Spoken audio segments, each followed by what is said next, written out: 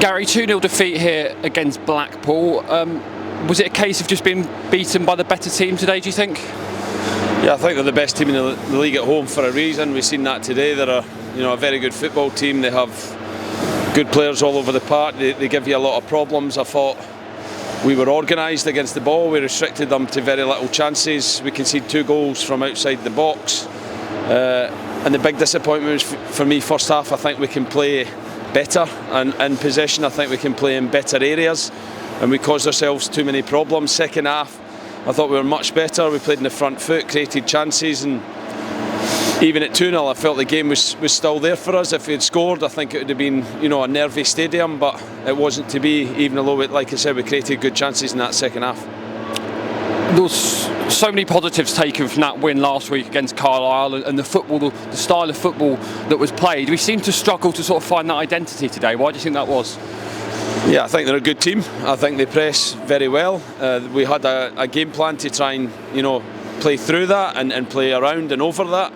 And too many times we made bad decisions when they locked onto us. We could have used the space in behind much better, and we didn't do that well in our first half. Second half, we did it much better. We controlled possession better, and from that we created more chances. So that was a disappointing aspect. We have to do that at 0-0 and really show that bravery and that identity, and that will help us get into the game and help us try and go and take the lead. As you mentioned in the first half, we had to do a lot of work out of possession, I think, but plenty of possession for the home side, and actually it was a moment of magic really that got them the lead in the end. Yeah, it was a fantastic finish. There's always little areas in terms of the build-up and how we can try and stop that, but it was a fantastic finish. And apart from that and the penalty incidents, which we created our own problems, they didn't have many other chances. So I felt like whilst we gave up a little bit too much possession, we weren't under any real threat. We contained them pretty well, and we were fairly happy. And those are the big moments in games where we have to try and get in at 0-0 and kind of regroup and go again. But second half, fair play to the lads, they came out, they played more on the front foot, we created more chances, and then got done again by a corner where we don't head it well. We clear to the edge of the box and we allow a free shot. That's another great finish. That second goal, very similar to the goal that we conceded last week against Caldwell.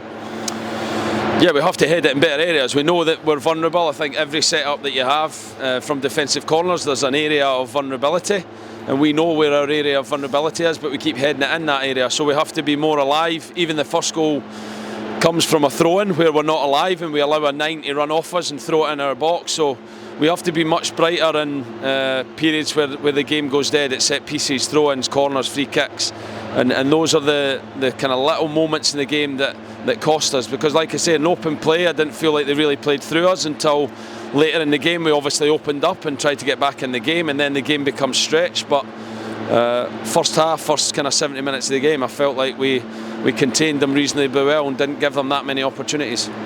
Other than the goal, the key incident in the first half was that penalty. Vill will be disappointed to have given the ball away and then given the penalty away, but he redeemed himself with a very, very similar save to the one he made against Wycombe. Yeah, fantastic save. He does his homework. Him, Kev, Sean were sitting last night after dinner doing their homework, and they were ready for that. The way we gave it away was disappointing. I think he went down very easy. He had another dive just outside the box that the ref chooses to ignore, and again we get booking after booking when I don't think we are an overly aggressive team. I don't think we created many fouls in bad areas, but we somehow get booked and they don't. And I think it's becoming a real problem every week, the referee, and it's not big decisions, but little decisions keep going against us that ultimately cost us in the game. Got our first glimpse of Ben Purrington today. What did you make of his performance in the second half? Very good. I thought all the finishers gave us something in the game. They gave us energy. They got us on the front foot. I think Ben showed his composure and his quality to pass out from the back. And like I said, at that moment the game was stretched, so he had to defend in bigger spaces than we would like. But he looked very comfortable, and he'll be a big addition for us. Yannick was one of those finishers that came on as well. We know what the impact Yannick can have on the game. His contract is due to expire on Monday. Do you expect to see him in an Exeter City shirt again? We hope so. We're still speaking to him. We've offered him a contract and we're still speaking to him, so hopefully we get some good news on that over the weekend. I think it's 420 fans around that came up today.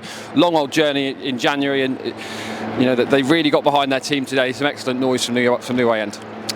Yeah, they were fantastic, and that some of them were frustrated at the end today. But I think they have to understand who we're playing against, the level of team we're playing against. I think they've seen a team that was well organised, that was fully committed to try and get something in second half.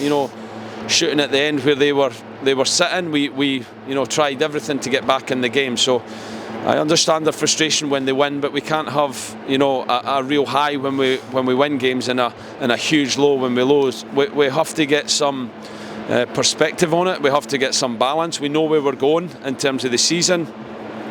We know what we need to do in January to strengthen the squad and give the players support, but I think the last 5 games, even though we want to pick up more points, I think the performance levels have been good, and we have to continue to build on that and continually try and win games.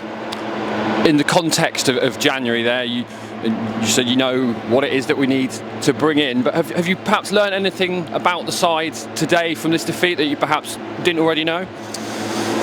I think we've been clear for a long time what we need in January. The challenge is trying to get that. It's always a difficult month to bring players in, but myself, Marcus, Malcolm, we're speaking every day to try and improve the squad in terms of quality, to try and improve the depth of the squad. I think the bench was as strong as it's been for a while, which is good, and that creates competition in the team. So we'll continue to do that. Hopefully next week we can have some good news and more players in for a big game next Saturday at SJP. Just to finish then on that game against Cambridge, we're heading into a really busy period of Saturday, Tuesday, some really, really tough games. I think we always say it in football, there's always another game around the corner, and there's an opportunity to put things right next week against Cambridge.